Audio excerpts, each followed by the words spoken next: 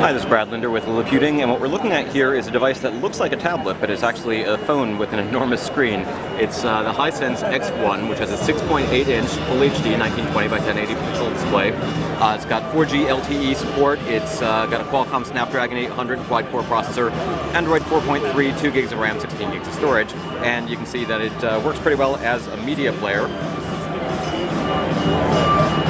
with that Full HD screen. And this is actually just sort of the screensaver. Let's take a look at the actual experience of using it.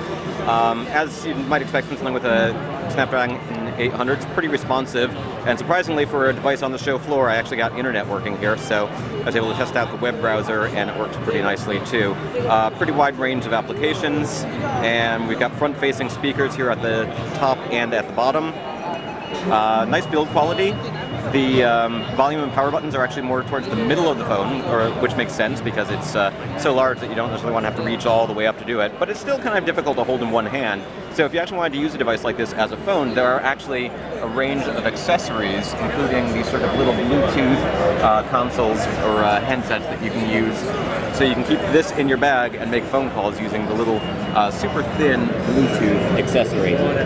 So it's a pretty neat looking device. It's going to be available initially in China on China Mobile's 4G LTE network. No word on whether we'll see this in the United States. And again, a 6.8-inch phone isn't necessarily going to be for everybody, but with one of those Bluetooth accessories, you can basically buy this, use it as a tablet, connect it to the internet, and use the handheld device when you actually want to make phone calls. Use this for playing games, watching movies, reading books, surfing the web, and other activities. Could eliminate the need for a separate tablet, although Hisense definitely has those as well. There's a whole little range of tablets. This is Brad Linder with Liliputing, and a look at the X1 from Hisense.